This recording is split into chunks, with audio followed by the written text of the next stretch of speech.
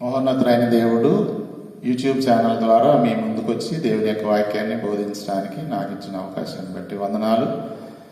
బైనగూడలో ఉన్న క్రీస్తు సంఘము మరి యూట్యూబ్ ఛానల్ని క్రియేట్ చేసి ఈ వర్తమానాలు అందించడం జరుగుతుంది. BYG-COC అనే యూట్యూబ్ ఛానల్ ద్వారా మరి కార్యక్రమాలు మీరు వీక్షించి మరి దేవుని ఆశీర్వాదాలు పొందాలని తెలియజేస్తున్నాను. BYG-COC అనే యూట్యూబ్ ఛానల్ సబ్స్క్రైబ్ చేయండి, లైక్ చేయండి, షేర్ చేయండి. దేవుని కార్యక్రమాలు వీక్షించి దేవుని ఆశీర్వాదాలు పొందాలని ప్రేమతో మనం చేస్తున్నాను. మీ అందరికీ వందనాలు. ప్రార్థన చేసుకుందాం. కరుణా సంపన్నుడా, జీవము కలిగిన మా దేవ, పరలోకమందును భూమి అందును సర్వాధికారి అయిన మా తండ్రి, మీ పరిశుద్ధ నామమునకు స్తోత్రములు, స్తుతులు, కృతజ్ఞతలు చెల్లించున్నాము.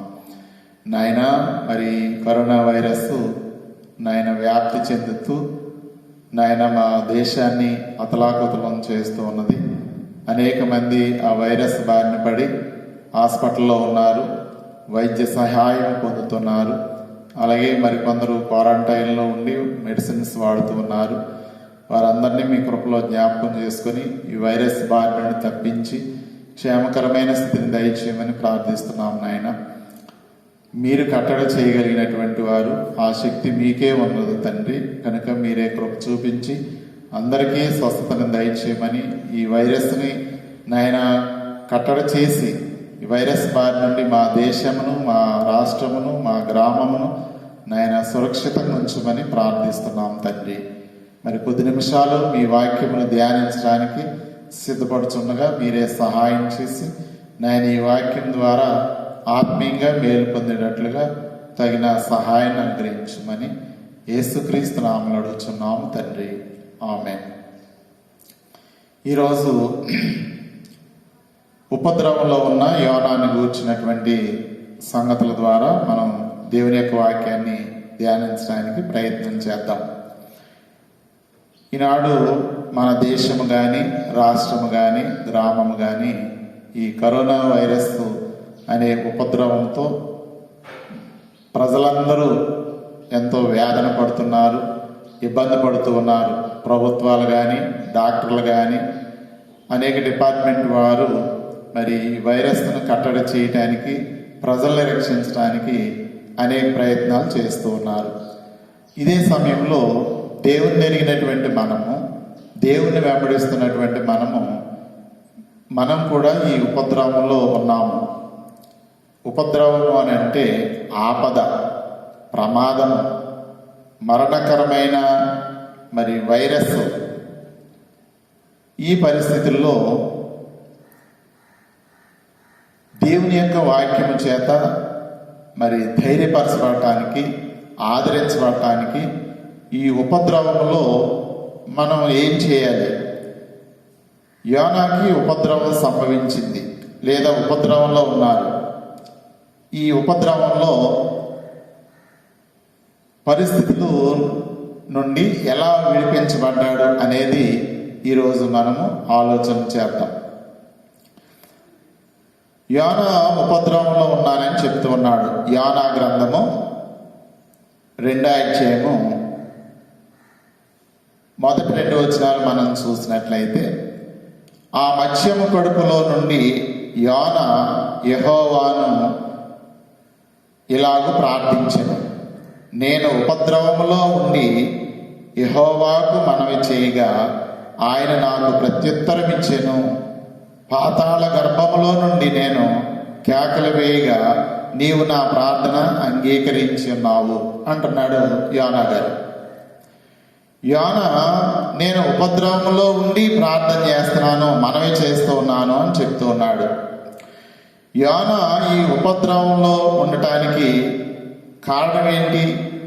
ఎవరి వల్ల ఉపద్రవం వచ్చింది? ఎందుకు ఈ ఉపద్రవం వచ్చింది? ఈ ఉపద్రవం వల్ల పర్యావసనం ఏంటి అనేది మనం ముందుగా ఆలోచన చేద్దాం. ఉపద్రవం ఎందుకు వచ్చింది? ఎందుకు వచ్చింది అని అంటే, దేవుడు చేయమన్నది చేయకపోవట. లోకంలో అనేక రకాల ఉపద్రవాలు వస్తున్నాయని నాకు చెప్పాను నేను. ఎందుకు వస్తున్నాయి ఉపద్రవాలు? ఎవరి వల్ల వస్తున్నాయి? మనుషుల వల్ల వస్తున్నాయా? దేవుని వల్ల వస్తున్నాయా? ఇతరుల వల్ల వస్తున్నాయా?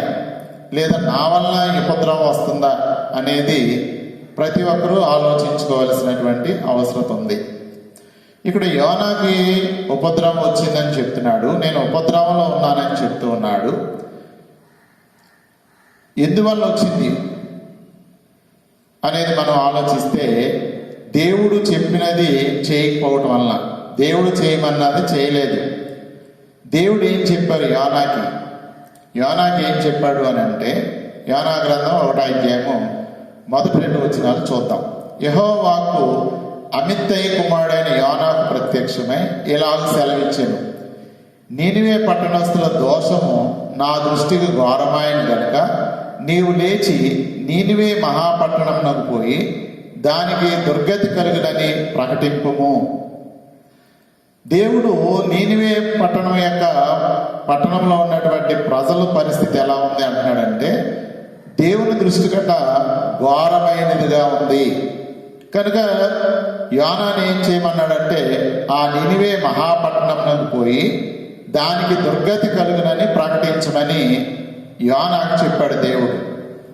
అంటే నినివే పట్టణానికి వెళ్ళి, మీరు ఘోరమైన పరిస్థితుల్లో ఉన్నారు, మీ దోషములు దేవుని దృష్టికి మరి కోపం రప్పించినవి కనుక దేవుడు మీ మీదకి మరి ఓ దుర్గతిని పంపించబోతూ ఉన్నాడు, నాశనం చేయబోతూ ఉన్నాడు అనే విషయాన్ని చెప్పమని యోనాని ఆ పట్టణానికి వెళ్ళమని చెప్పాడు. మరి యోనాని ఆ పట్టణానికి వెళ్ళమన్నప్పుడు యోనా ఏం చేయాలి? ఆ పట్టణానికి వెళ్ళాలి. దేవుడు ఏవైతే చెప్పమన్నాడో ఆ పరిస్థితిని అంతటినీ నీనివే పట్టణానికి వెళ్ళి ఆ విషయాన్ని తెలియచేయాలి. కానీ మరి యోనా ఏం చేశాడు? ఆ పట్టణానికి వెళ్ళమని చెప్తే యోనా వెళ్ళకుండా ఏం చేశాడు అని అంటే 2-3 వచనం, అయితే యెహోవా సన్నిధి నుండి తర్షీషు పట్టణమునకు పారిపోవాలని యోనా యొప్పేకు పోయి తర్షీషునకు ఒక వాడను చూచి ప్రయాణమునకు కేవి ఇచ్చి యెహోవా సన్నిధిలో నిలవక వాడవారితో కూడా తర్షీషునకు పోవుటకు వాడ ఎక్కెను. అంటే దేవుడు వెళ్ళమన్న పట్టణానికి, నినివే పట్టణానికి వెళ్ళమంటే ఆ నినివే పట్టణానికి వెళ్లకుండా తర్షీషు వెళ్ళిపోవడానికి ప్రయాణం కట్టాడు. అంటే దేవుడు ఒక పట్టణానికి వెళ్ళమంటే అక్కడికి వెళ్ళి ఈ విషయాన్ని ప్రకటించమని దేవుడు యోనాకు చెప్తే ప్రకటించకుండా వేరే పట్టణానికి పారిపోతూ ఉన్నాడు. అంటే దేవుడు చేయమన్నది చేయట్లేదన్నమాట. ఈనాడు కూడా మనుషులు దేవుడు ఏం చెప్తూ ఉన్నాడో అది చేయకుండా, దేవుడు ఎలా జీవించమన్నాడో అలా జీవించకుండా, ఎలా ప్రవర్తించమన్నాడో అలా ప్రవర్తించకుండా, ఎలాంటి క్రియలు చేయమన్నారో అవి చేయకుండా ఎవరిష్టానుసారంగా వాళ్ళు బ్రతుకుతూ ఉన్నారు, ఎవరిష్టానుసారంగా వాళ్ళు జీవిస్తున్నారు, ఎవరిష్టానుసారమైన క్రియలు వారు చేస్తూ ఉన్నారు. అందుకే ఇలాంటి పరిస్థితులు ఏర్పడినాయేమో దయచేసి ఆలోచించవలసినటువంటి అవసరం ఉంది. కనుక యోనాకి ఉపద్రవం వచ్చింది అని అంటే ఎందుకు వచ్చింది? దేవుడు చేయమన్నది చేయకపోవటం వల్ల. నీనివే పట్టణానికి వెళ్ళమంటే అక్కడికి వెళ్లకుండా పారిపోతూ ఉన్నాడు. అందుకనే ఈ ఉపద్రవం వచ్చింది. 2, ఎవరి వల్ల వచ్చింది? ఇతరుల వల్ల పారిపోతున్నాడా? తనే ఆలోచించుకొని పారిపోతున్నాడా? లేదా దేవుని వల్ల ఈ పరిస్థితి ఉపద్రవం వచ్చిందా అని అంటే వాళ్ళు అడిగారు. అంటే పారిపోతూ ఉన్నప్పుడు ఏం జరిగిందో మనకు తెలుసు. యొప్పేకి పోయి తర్షీషునకు పోయి వాడనెక్కాడు. ఆ వాడ ఎక్కి ఆ వాడలో నిద్రిస్తూ ఉన్నాడు. నిద్రిస్తూ ఉన్నప్పుడు గొప్ప తుఫాను రేగి వాడ బద్దలైపోయే గతి వచ్చింది. 4వ వచనం, అయితే యెహోవా సముద్రం మీద పెద్ద గాలి పుట్టింపగా సముద్రమందు గొప్ప తుఫాను రేగి వాడ బద్దలైపోవు గతి వచ్చాను. వాడలో ఉన్నవారు ఏంటి అలజడి, ఎందుకు ఈ తుఫాను వచ్చింది, వాడ మరి ప్రమాదంలో చిక్కుంది, మనమందరం చనిపోతామేమో, ఎందుకు ఇలాంటి పరిస్థితి వచ్చింది, ఎవరి వల్ల ఈ పరిస్థితి వచ్చింది, ఎవరు ఎక్కడున్నారు, వాడలో ఎవరెవరు ఏం చేస్తా ఉన్నారని వాళ్ళు పరిశీలన చేసినప్పుడు వాడలో అడుగు భాగాన్ని పోయి ఈయన నిద్రపోతున్నాడంటండి. యోనా గారు నిద్రపోతూ ఉన్నాడు. అప్పుడు వాళ్ళు వెళ్ళి, ఓయే నిద్రపోతా, నీకేం వచ్చినది, నువ్వు లేచి నీ దేవుని ప్రార్థించుము, చావకుండా మనము మరి దేవుడు మన ఎందుకు కనికర పడతాడేమో అని వాడవారు తెలియజేస్తూ ఉన్నారు, వాడవారు చెప్తూ ఉన్నారు. అలాగే వాడవారు యోనాను అడుగుతున్నారు, అసలు నువ్వెవరు, నువ్వు ఎక్కడి నుంచి వస్తున్నావు, నీ పని ఏంటి, నువ్వు ఎక్కడికి వెళ్తున్నావు, ఆ సంగతులన్నీ అతన్ని అడిగి అప్పుడు అడిగినప్పుడు వారితో ఇతను చెప్తున్నాడు, యోనా చెప్తూ ఉన్నాడు. 11వ వచనం, అప్పుడు వారు సముద్రము పొంగుచున్నది, తుఫాను అధికమవుచున్నది, సముద్రము మరి మా మీదికి రాకుండా నెమ్మళించినట్లు మేము నీకేమి చేయవలనని అతను అడుగగా, యోనా, నన్ను బట్టి ఈ గొప్ప తుఫాను మీ మీదకి వచ్చినని నాకు తెలిసి ఉన్నది. అంటే ఈ ఉపద్రవం ఎందుకు వచ్చింది, ఈ పరిస్థితి ఎందుకు వచ్చింది, ఈ తుఫాన్ ఎందుకు వచ్చింది, ఈ అలజడి ఎందుకు రేగింది సముద్రంలో, ఇదంతా రావడానికి కారణం నేనే, నా వల్లే ఈ గొప్ప తుఫాను మీ మీదకి వచ్చింది అని వాళ్ళతో చెప్పాడు. అంటే ఒక ఉపద్రవం వచ్చినప్పుడు కానీ, ఒక సమస్య వచ్చినప్పుడు కానీ, ఒక ఆపద వచ్చినప్పుడు కానీ, ఒక ప్రమాదం సంభవించినప్పుడు కానీ ఇది ఎవరి వల్ల వచ్చింది అనేది గమనించవలసినటువంటి అవసరం ఉంది. కనుక ఇప్పుడు ఇక్కడ యోనా ఏమంటున్నాడంటే, ఎవరి వల్ల వచ్చింది అని అంటే ఇది నా వల్లే వచ్చింది ఈ గొప్ప తుఫాను అని తన తప్పుని తెలియజేస్తున్నాడు. ఇది నా వల్లే జరిగింది, నా వల్లే ఈ ఉపద్రవం వచ్చింది అని వాళ్ళతో చెప్పాడు. మరి ఇప్పుడు ఏం చేయాలి, పర్యావసనం ఏంటి, వాళ్ళతో చెప్తున్నాడు, నన్ను ఎత్తి సముద్రంలో పడవేయడి. 12వ వచనంలో, నన్ను ఎత్తి సముద్రంలో పడవేయడి, అప్పుడు సముద్రం మీ మీదకి రాకుండా నిమ్మళించునని అతడు వారితో చెప్పాను. కనుక నా వల్లే ఈ ఉపద్రవం వచ్చింది, నా వల్లే ఈ సముద్రం అంతా అల్లకొల్లగా ఉంది, ఈ తుఫాన్ వచ్చింది, కనుక నన్ను ఎత్తి సముద్రంలో పడవేయండి అని ఆ వాడవారితో చెప్పాడు యోనా. అప్పుడు వాడవారు ఏం చేశారు అని అంటే, యోనాను ఎత్తి 15వ వచనం, యోనాను ఎత్తి సముద్రంలో పడవేసి పడవేయగానే సముద్రము పొంగకుండా ఆగెను. యోనాని ఎత్తి సముద్రంలో పడేశారు, నేనే కారణం కనుక నన్ను సముద్రంలో పడేయండి అని యోనా వాళ్ళతో చెప్పినప్పుడు వాళ్ళు ఏం చేశారంటే యోనాని ఎత్తి సముద్రంలో పడవేశారు. సముద్రంలో పడేయండి అని ధైర్యంగా చెప్పాడు. సముద్రంలో పడేయండి, ఇదంతా ఈ ఉపద్రవం అంతా ఆగిపోద్ది అని వాళ్ళతో చెప్పినప్పుడు వాడవారు అతన్ని ఎత్తి సముద్రంలో పడవేయగానే సముద్రం అంతా నిమ్మళమైపోయింది, తుఫాన్ అంతా ఆగిపోయింది, వాడవారు హాయిగా ఉన్నారు, వాడ సురక్షితంగా ఉంది. కానీ ఇప్పుడు ఉపద్రవంలో పడింది ఎవరంటే యోనా. ఎందుకంటే సముద్రంలో పడేశారు.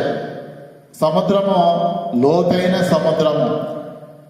మరి ఇతను సముద్రం అంటే భయమందో లేదో తెలియదు, కానీ బహుశా సముద్రం మీద తరచూ ప్రయాణాలు చేస్తుంటాడు. అలాగే సముద్రం అంటే భయం లేనటువంటి వాడుగా ఉన్నట్లుగా మనం చూడవచ్చు. ఎందుకంటే సముద్రం మీద ఎక్కువగా ప్రయాణాలు చేసేవారికి కానీ, సముద్ర తీర ప్రాంతాల్లో నివసించే వారికి కానీ సముద్రంలో పడినా సముద్రం పొంగినా వాళ్ళకంత భయం ఏమీ ఉండదు. అలాంటి వాడు యోనా. కనుక నన్ను సముద్రంలో ఎత్తి పడేయండి. మరి అందులో పడేస్తే చనిపోతాడు కదా, అంటే చనిపోతాననే భయం లేదా తెలియదు, కానీ సముద్రంలో పడేయమని వాళ్ళతో చెప్పినప్పుడు వాళ్ళు యోనాని ఎత్తి సముద్రంలో పడవేశారు. కనుక ఇప్పుడు సముద్రంలో పడినటువంటి యోనా ఇప్పుడు అసలైన ఉపద్రవంలో ఉన్నాడు, సముద్రంలో ఉన్నాడు.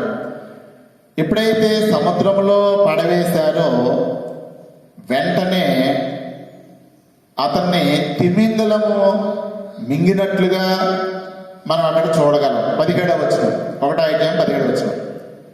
గొప్ప మత్స్యము ఒకటి యోనాను మింగవల్లని యెహోవా నియమించి ఉండగా యోనా 3 దినములు ఆ మత్స్యము యొక్క కడుపులో నుండెను. ఎప్పుడైతే దేవుడు యోనాని వాళ్ళు సముద్రంలో పడవేశారో, సముద్రంలో పడవేయగానే దేవుడు ఒక మత్స్యమునకు ఆజ్ఞాపించినప్పుడు ఆ మత్స్యము యోనాను మింగినట్లుగా అక్కడ మనం చూస్తున్నాం. అంటే యోనాని మింగటానికి దేవుడు మరి మత్స్యమును సిద్ధపరిచినట్లుగా మనం చూస్తూ ఉన్నాము. అంటే యోనా నినివే పట్టణానికి వెళ్ళమని దేవుడు చెప్పాడు, వెళ్లకుండా పారిపోతూ ఉన్నాడు. పారిపోతూ ఉన్నప్పుడు సముద్రం మీద తుఫాన్ రేగింది. ఆ వాడవారు యోనాని, నిద్రపోతున్న యోనాని లేపారు. యోనా, ఇది నా వల్లే జరిగింది, నన్ను సముద్రంలో పడవేయమన్నారు. వాళ్ళు పడవేశారు. ఇప్పుడు సముద్రంలో పడవేసిన వెంటనే యోనాని తిమింగలం మింగేటట్లుగా దేవుడు ఏర్పాటు చేసినట్లుగా మనం చూస్తూ ఉన్నాము. కనుక ఇప్పుడు ఎవరి వల్ల ఈ పరిస్థితి అని అంటే యోనా వల్లే ఈ పరిస్థితి వచ్చింది, దేవుని వల్ల కాదండి.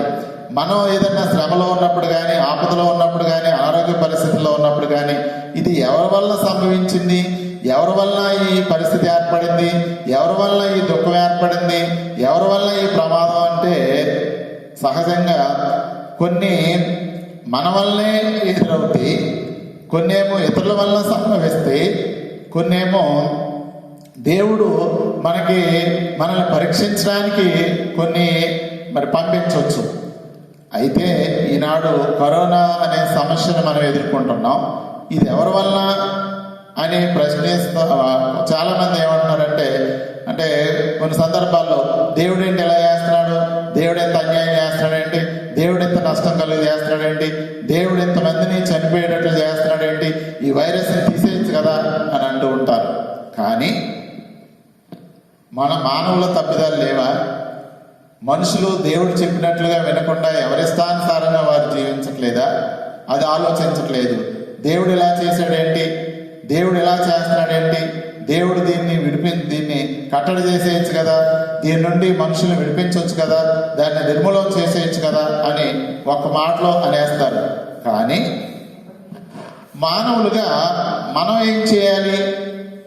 మనం చేయవలసింది చేయట్లేదేమో, మనం జీవించవలసింది జీవించట్లేదేమో, మనం నడుచుకోవలసిన విధానంలో మనం నడుచుకోవట్లేదేమో, మనం ప్రవర్తించవలసిన విధానంలో ప్రవర్తించట్లేదేమో, అందుకనే ఈ ఉపద్రవమేమో అని అనుకోవచ్చు కదా.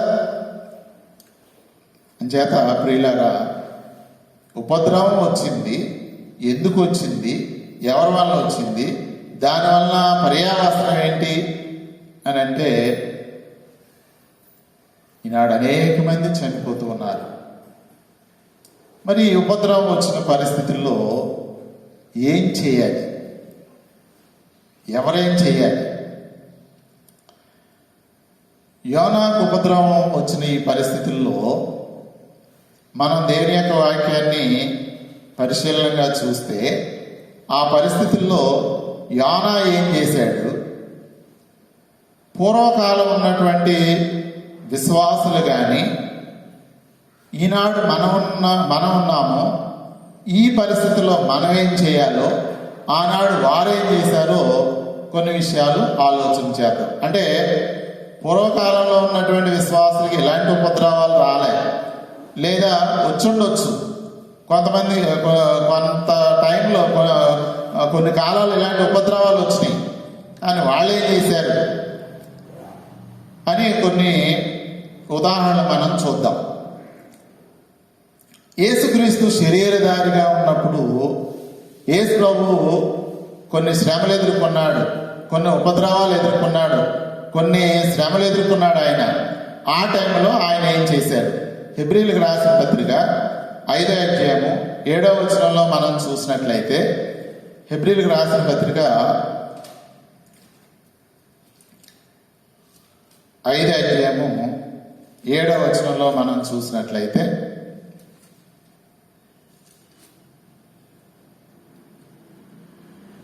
5:7 శరీరదాయుడై ఉన్న దినములలో మహారోదనముతోనూ కన్నీళ్లతోనూ తన్ను మరణము నుండి రక్షింపగలవానికి ప్రార్థనలను యాచనలను సమర్పించి భయభక్తులు కలిగి ఉన్నందున ఆయన అంగీకరింపబడెను.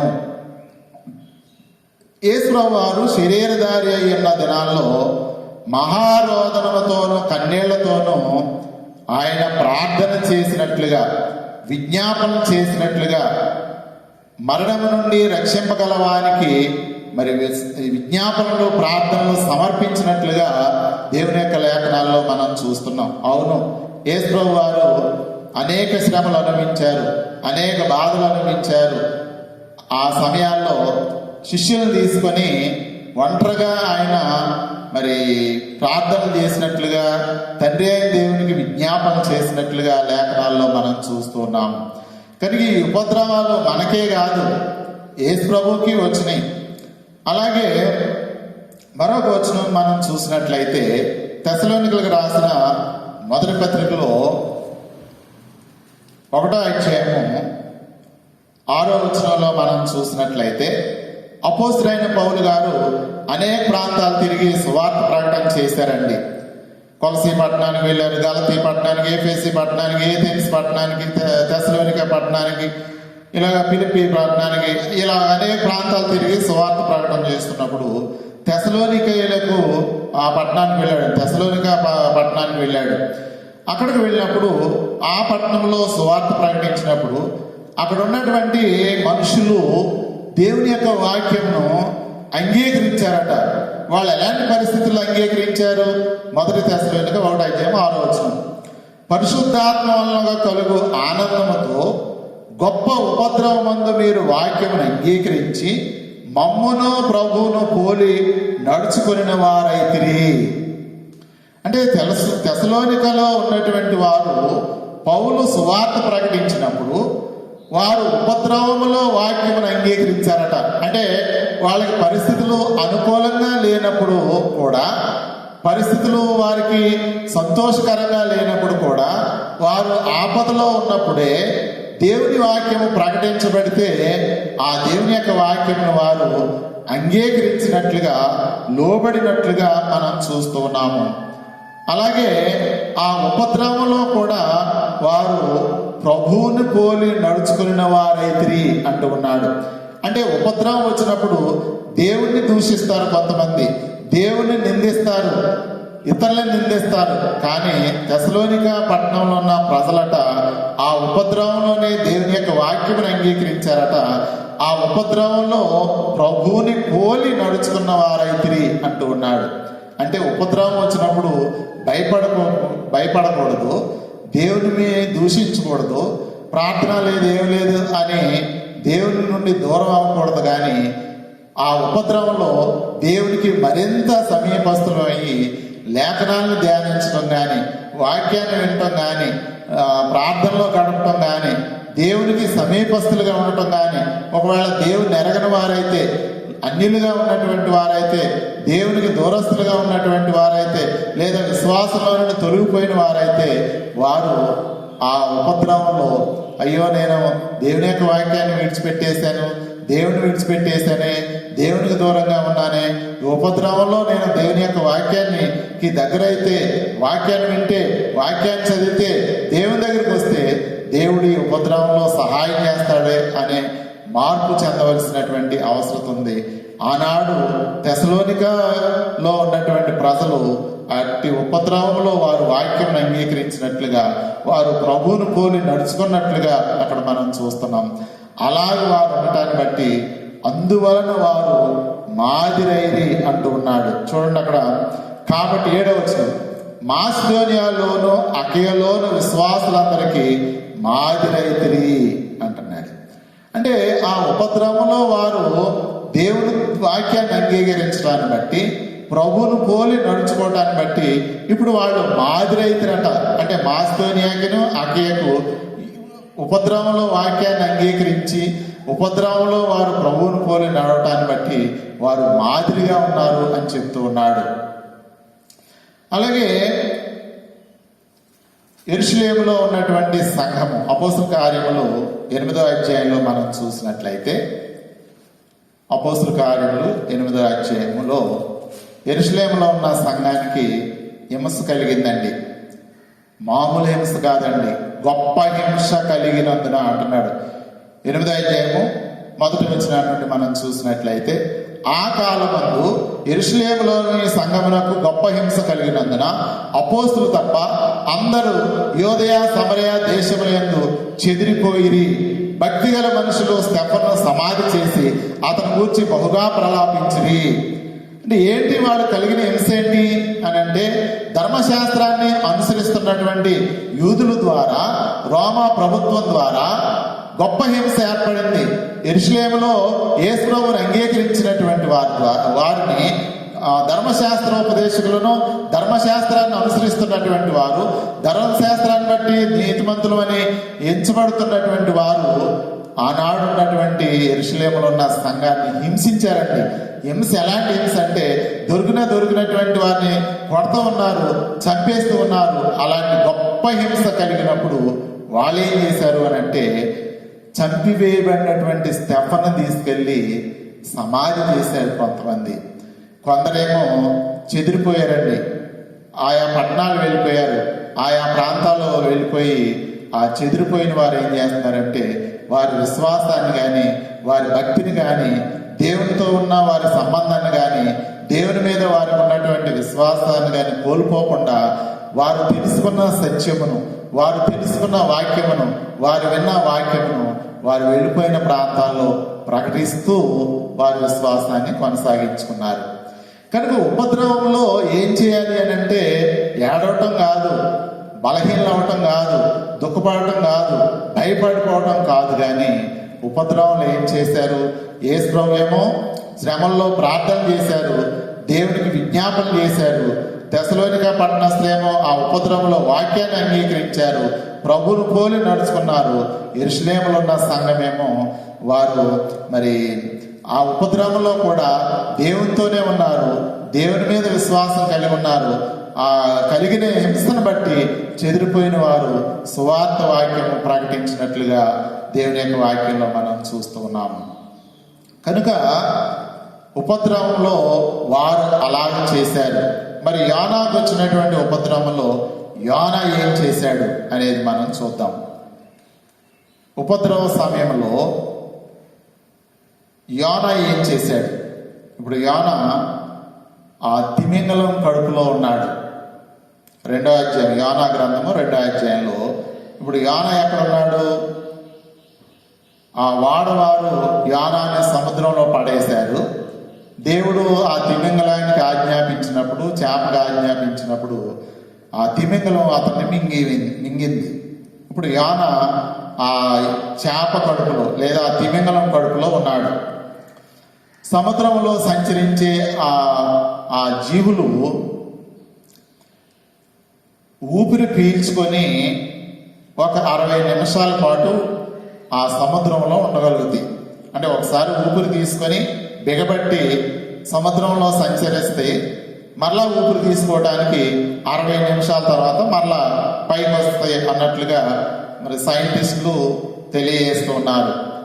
అలాగే ఒక తిమింగలం అయితే గంటకు 23 మైళ్ళు ప్రయాణం చేస్తూ ఆ సముద్రంలో సంచారం చేస్తూ ఉంటాయి.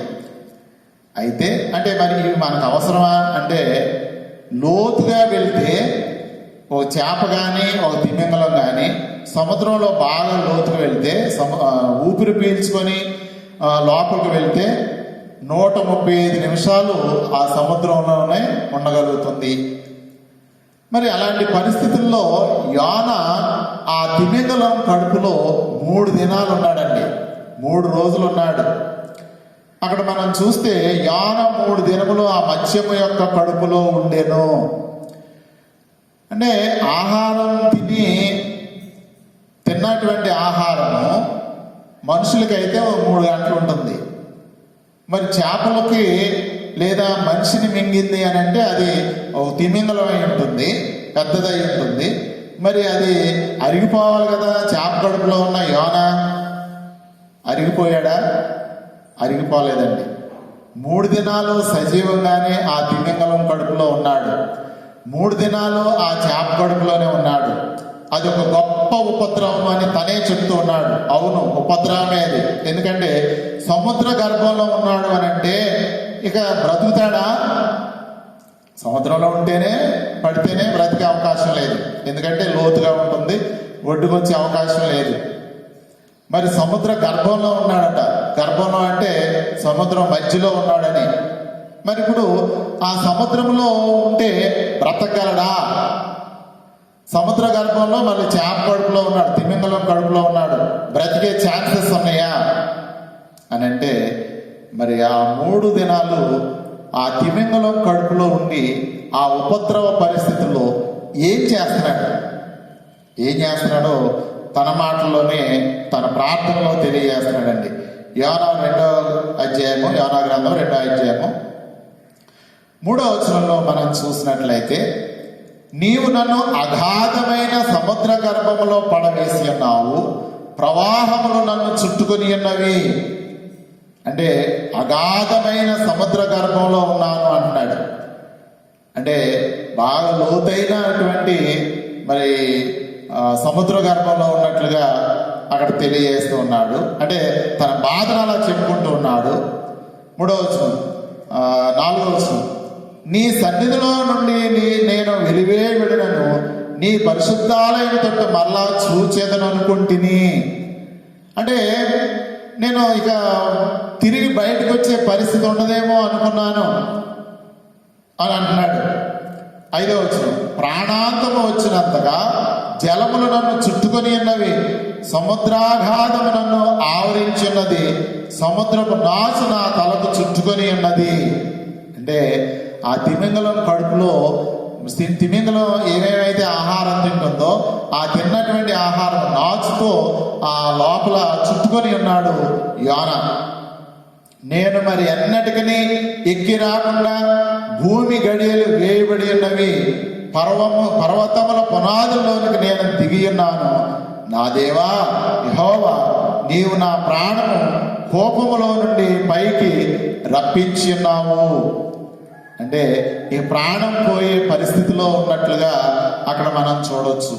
మరి ఎన్నటికీ ఎక్కి రాకుండా భూమి గడియలు వేయబడి ఉన్నవి అంటున్నాడు. అంటే నేను బ్రతకనేమో అని అనుకున్నాడు. కోపములో నుండి నా ప్రాణము నాలో మోర్చిల్లగా అంటూ ఉన్నాడు. అంటే 6వ వచనంలో మరి ఆ చివరి మాటలో అంటున్నాడు, దేవా యెహోవా, నీవు నా ప్రాణం కోపములో నుండి పైకి రప్పించి ఉన్నావు అంటున్నాడు. అంటే మరణం స్థితిలోకి వెళ్ళిపోయాడు అనమాట. చనిపోయే స్థితిలోకి వెళ్ళిపోయాడట. చనిపోయే స్థితిలోకి వెళ్ళిపోయినట్లుగా మాట్లాడుతూ ఉన్నాడు. నిజమే, సముద్రం అలవాటు ఉన్నటువంటి యోనాకి అది భయంగా లేదు. కానీ అదే మనకైతే సముద్రం ఎప్పుడో ఒకసారి చూస్తాం, ఎప్పుడైనా మనం చూస్తాం. లేదా కొంతమంది అయితే అసలు సముద్రం పరిస్థితి తెలియని వాళ్ళు ఉంటారు, సముద్రం దగ్గరికి వెళ్ళని వారు ఉంటారు. అలాంటి వారికి ఎప్పుడైనా తీసుకెళ్ళి చూపిస్తే అమ్మో ఇన్ని నీళ్ళ, అయ్యబాబు ఎంత లోత అని భయపడతారు. నిజమే. అలాగే ఈనాడు ఉపద్రవం దేశం అంతా ఉపద్రవంలో ఉందండి. ఈ కరోనా వైరస్తో ఎంత బాధపడుతున్నారు. ఆ వైరస్ వచ్చిన వాళ్ళు ఎంతో భయపడుతున్నారు.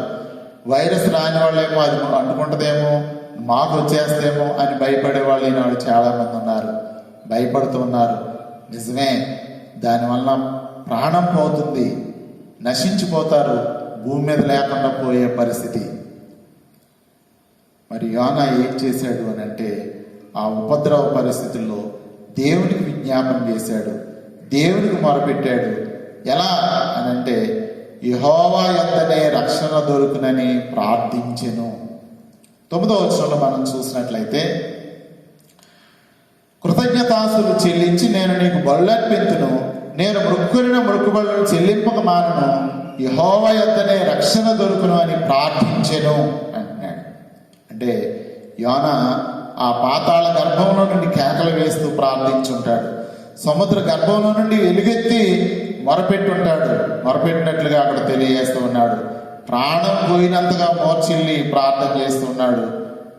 అలా ప్రార్థన చేస్తే ఆ ఉపద్రవంలో దేవుడు ఏం చేశాడు అని అంటే ఆ మత్స్యమునకు ఆజ్ఞ ఇచ్చినటువంటి దేవుడు యోనాని ఆ ఉపద్రవం నుండి బయటికి తీసుకొచ్చినట్లుగా మనం చూస్తూ ఉన్నాము. యోనా ప్రార్థన చేశాడు. ఆ 3 దినాలు ప్రార్థనలో గడిపాడు. ఆ 3 దినాలు దేవునికి విజ్ఞాపన చేశాడు. ఆ 3 దినాలు దేవుని వేడుకున్నాడు. ఈనాడు ఈ ఉపద్రవంలో మనం చేయవలసింది కూడా దేవుణ్ణి వేడుకోవాలి, దేవునికి విజ్ఞాపన చేయాలి, దేవుణ్ణి ప్రార్థించాలి, దేవునికి ఓ ప్రమాణం చేయాలండి. దేవుని ఎదుట ఏమని ప్రమాణం చేయాలి? యోనా ప్రమాణం చేసినట్లుగా చూస్తున్నాం. అక్కడ యోనా చేసిన ప్రమాణం ఏంటి అని అంటే 9వ వచనంలో, కృతజ్ఞతాస్తులు చెల్లించి నేను నీకు బలులర్పింతును అంటున్నాడు. అంటే ఆనాడు అతను బలులర్పించేవాడు, దేవునికి కృతజ్ఞతగా బలులర్పించి ఉండొచ్చు. ఇంకేం చేస్తానంటున్నాడు అని అంటే, నీకు కృతజ్ఞతాస్తులు చెల్లిస్తూ నేను మొక్కుబడి చేస్తున్నాను, ఆ చేసిన మొక్కుబడిని చెల్లింపక మానను. ఈనాడు చాలా మంది ఏం చేస్తారంటే, మేము దేవుడు మా జీవితంలో గొప్ప కార్యాలు చేశాడు, మేము జీవితాంతము దేవునితోనే ఉంటామని అంటారు. కానీ కొన్నాళ్ళు వచ్చిన తర్వాత మానేస్తారు. ప్రారంభంలో విశ్వాసంగాను భక్తిగాను ఉంటారు. సంవత్సరాలు గడిచే కొద్దీ ఆ శక్తి తగ్గిపోతుంది. దేవుడు మా పట్ల ఇన్ని ఉపకారాలు చేశాడు, మేము ఎలా చేస్తాం అలా చేస్తాం అన్నటువంటి వాళ్ళు చేయకుండా మానేస్తారు. మనం ఏదైనా దేవుని ఎదుట దేవుని దగ్గర ఇలా చేస్తాను అలా చేస్తాను అని మనం ఒప్పుకున్నాము అని అంటే అది ఖచ్చితంగా చేయవలసినటువంటి అవసరం ఉంది. ప్రసంగి గ్రంథం 5వ అధ్యాయంలో ఒక మాట చూద్దాం. ప్రసంగి 5వ అధ్యాయం, ప్రసంగి గ్రంథం 5వ అధ్యాయము 2వ వచనం, నీవు దేవుని సన్నిధిని అనాలోచనగా పలుటకు నీ హృదయమును త్వరపడనీయక నీ నోటిని కాచుకోము. దేవుడు ఆకాశమందున్నాడు, నీవు భూమి మీద ఉన్నావు. కావున నీ మాటలు కొద్దిగా ఉండవలను.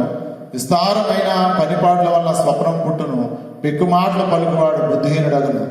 నీవు దేవునికి మొక్కుబడి చేసుకుని ఎడలా దాన్ని చెల్లించుటకు ఆలస్యం చేయకము. బుద్ధిహీనులందు ఆయనకు ఇష్టం లేదు. నీవు మొక్కుకొనిన దాన్ని చెల్లించుము. నీవు మొక్కుకొని చెల్లింపుకున్నట్టు కంటే మొక్కుకొనకుండుటే మేలు అంటున్నాడు. నువ్వు దేవునికి మాట ఇచ్చావంటే ఆ మాటని నువ్వు నెరవేర్చు. నువ్వు చేయగలిగితేనే దేవుని ఎదుట మొక్కుబడి చేసుకో, దేవుని దగ్గర ప్రమాణం చేసుకో, దేవుని దగ్గర ఒప్పుకో. బాప్తిసం పొందడానికి ముందు మనం కూడా మరి ప్రమాణం చేస్తామండి. యేసు ప్రభు అని నా నోటితో ఒప్పుకొని దేవుడు ఆయన మృతులను లేపునని నా హృదయమందు విశ్వసిస్తున్నానని చెప్పి ప్రభుని రాజుగా ఒప్పుకుంటామండి. ఆయన రాజు అంటే నన్ను ఏలుబడి చేసేవాడు, నన్ను పరిపాలించేవాడు. ఆయన చెప్పిందల్లా నేను చేస్తాను, ఆయన ఏం చెప్తే అది చేస్తాను, ఆయన వద్దన్నది చేయొద్దన్నది మానేస్తాను అని అంటారు. కానీ చేయకుండా మానేస్తారు. కనుక ప్రియ సహోదరుడా, దేవుని దగ్గర ప్రమాణం చేయి, దేవుని దగ్గర ఒప్పుకో. నీ బంధకాల్లో నుండి నిన్ను విడిపిస్తాడు. నీవు ఏ తెగులతో బాధపడుచున్నావో, ఏ శ్రమతో బాధపడుచున్నావో, ఏ ఇబ్బందితో బాధపడుచున్నావో దేవుడు నిన్ను విడిపిస్తాడు.